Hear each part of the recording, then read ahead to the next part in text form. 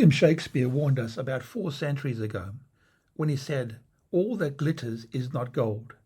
Yet in Australia's short history, this timeless wisdom has fallen on deaf ears, where fortune seekers have repeatedly fallen victim to some of the most creative and downright bizarre scams in mining history.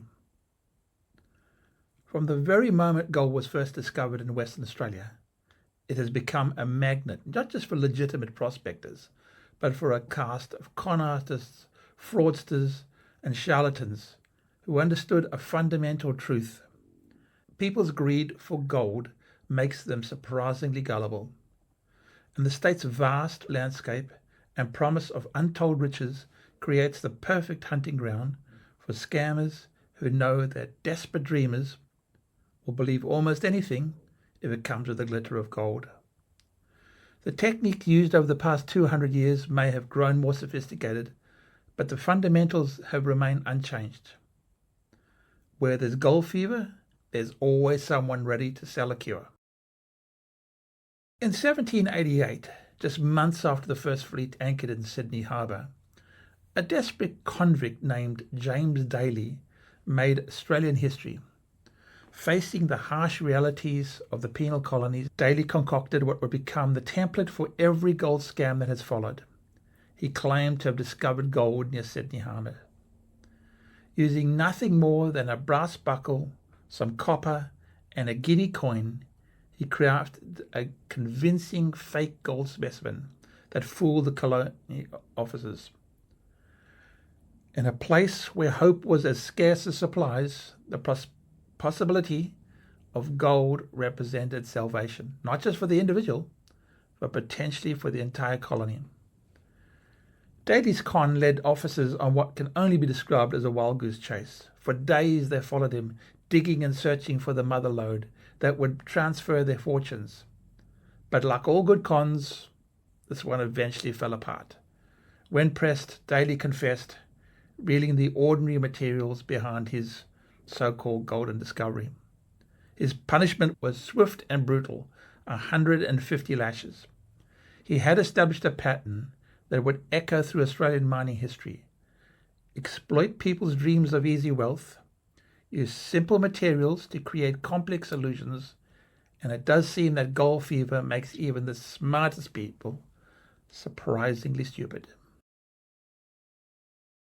By the 1860s, Western Australia looked with great envy to the gold rushes on the east coast of Australia and really hoped that gold would eventually be found here too. Of course, this set the scene perfectly for every con artist and scamster around.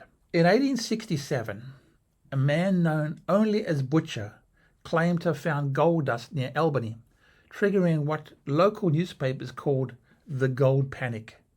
It was a full-blown hysteria. Albany's colonial community erupted into chaos as residents abandoned their daily lives and rushed to the rush. What made Butcher's hoax particularly effective was its timing. The gold rush of the Victoria, New South Wales, and the discovery of massive gold nuggets appearing in local newspapers had captured the imagination, making WA residents desperate not to miss their turn at a fortune. When local newspapers picked up Butcher's story, they didn't just report it, they turbocharged it, turning a single man's lie into a media phenomena that spread far beyond Albany. Nothing different from today, really. By April 1867, mining experts had exposed the fraud, but the damage was done. The gold panic had revealed how easy mass media could transform individual deception into collective delusion. 3 decades later, in 1898, a man named Riley claimed to have discovered a rich gold-bearing stone near Denmark in WA southwest. Another prospector, Allen, conveniently corroborated Riley's story with his own discoveries. And like Butcher's simple claim, Riley created an elaborate production. They displayed actual specimens and provided detailed geological descriptions that sounded convincing to untrained ears. Their timing was perfect. Denmark was a remote area where few people could easily verify their claims, and the gold rush mentality was still strong enough to override common sense. However, the Denmark hoax ran headlong into the era's improving scientific standards. When mining experts finally investigated, they found only traces of gold, certainly nothing that could have produced the specimens Riley and Allen had displayed.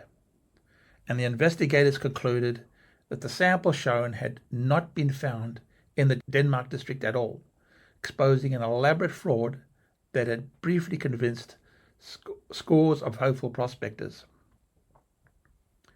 The Denmark marked a turning point. It was among the first gold frauds to be definitively debunked through scientific analysis rather than a simple confession or investigation. But the year 1898's crown jewel of deception belonged to Father Dennis Paul Long, a 26-year-old Irish priest whose sacred Nugget hoax became the most spectacular public fraud in all of WA history. Father Long claimed to have seen a massive gold nugget weighing over 1,000 ounces of pure gold shaped like a sickle.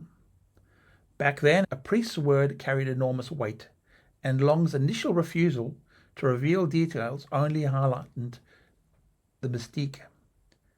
He claimed to have been sworn to secrecy about the location and the identity of the finders, turning divine authority into a shield against skeptical questions.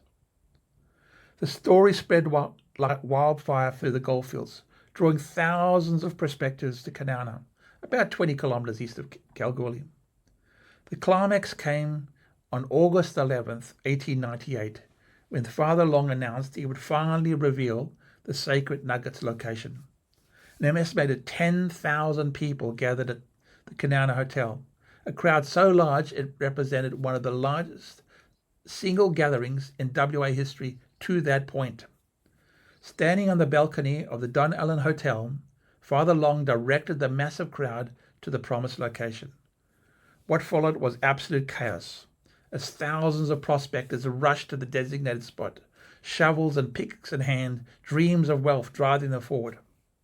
Of course, no gold was found. After Kanana, both the public and authorities became considerably more skeptical of extraordinary gold claims, even those endorsed by men of the cloth. As WA entered the 20th century, gold fraud moved from public spectacles to sophisticated corporate crime. The Great Fingal Consolidated Gold Mining Company scandal of 1904 marked a turning point. This wasn't a lone prospector claiming to have struck it rich. This was corporate deception that reached the highest levels of business. At the center of the scandal was Anthony Stanley Rowe, the company's secretary, who had discovered that modern corporate structures provided far more sophisticated opportunities for fraud than anything James Dailey could have imagined back in 1788. Rowe's scheme was simple in concept. He forged documents to obtain loans, then used those funds to cover speculating losses, creating an ever-expanding web of deception. What made the Fingal frauds particularly insidious was Rowe's manipulation of geological data. Unlike the crude fakes of earlier eras, Rowe understood that modern investors demanded scientific evidence, so he gave it to them. Fraudulent geological reports that painted a picture of rich ore reserves where little or none existed. These weren't obvious lies that a mining expert could quickly debunk. They would require detailed investigation to expose. When the scheme finally collapsed, Rowe was finally sentenced to just 10 years in jail. While technically an oil rather than a gold fraud, the Lake Eva hoax of 1923 demonstrated how mining fraudsters had become way more sophisticated. Robert Rothkill and Ernest Thompson's scheme was to fake an oil discovery 55 kilometers southeast of Southern Cross. They created fake oil using a mixture of kerosene, Vaseline, and soap, and then pumped this mixture to their bore through an elaborate scheme of underground pipes. When investors visited the site, they saw what appeared to be genuine crude oil being extracted from the earth. The illusion was so convincing that they successfully floated a company and sold shares to eager investors. When the fraud was finally exposed, Thompson was convicted and sentenced to just 6 months of hard labour, a relatively light sentence even by the standards of the day. Rothkill, perhaps the more cunning of the two partners, managed to do a runner and was never captured, disappearing into history with his share of the profits. By the 1980s, gold fraud in Western Australia had reached its sophisticated peak. The Mickelberg brothers' Yellow Rose of Texas fraud represents a new breed of gold crime, one that targeted legitimate businessmen. Their victim in this case was Alan Bond, the flamboyant businessman who would later become famous for winning the America's Cup. The brothers had manufactured what appeared to be a significant gold nugget, christening it the Yellow Rose of Texas. The fabrication was sophisticated enough to fool Bond's initial assessment, leading him to pay $350,000 for what he believed to be a genuine and valuable specimen. In an era where gold prices were climbing and collectors paid premium prices for exceptional nuggets, the purchase seemed like a good investment. Later it became apparent that the nugget was worth less than $150,000, making Bond lose more than $200,000. Raymond Mickelberg and Brian Posey eventually pleaded guilty to the conspiracy to fraud in 1984. The Mickelbergs had successfully exploited a gap where appearance and reality in a market where authenticity was often assumed rather than verified. The Yellow Rose of Texas was merely a warm-up act for what would become the most famous gold crime in Australian history, the Perth Mint swindle of 1982. The scheme's elegance lay in its simplicity. 3 men used fraudulent building society checks to obtain 49 gold bars weighing 69 kilograms from the Perth Mint itself. The gold was valued at $653,000 in 1982 dollars, roughly about $8 to $9 million in today's money. The Mickelberg brothers were again at the centre of the scandal, but this time the stakes were far higher. They essentially walked into one of Australia's most secure financial institutions and walked out with enough gold to fund a small mining operation. What followed was one of Australia's most controversial criminal cases. Mickelberg brothers were convicted, but questions arose about police methods and the quality of evidence. The legal drama stretched on for decades, with appeals, overturned convictions, and finally vindication in 2004, when the convictions were quashed. Yet the gold was never recovered. So somewhere in WA, 69 kilograms of Perth Mint gold remains hidden. The case marked the end of an era in Western Australia gold fraud. After 1982, security measures were significantly tightened. Verification procedures became way more sophisticated, and in doing so, they had written the final chapter in WA's golden age of fraud, an era that began with James Dailey's brass buckle and ended with millions of dollars of unrecovered gold hidden somewhere in the West Australian bush.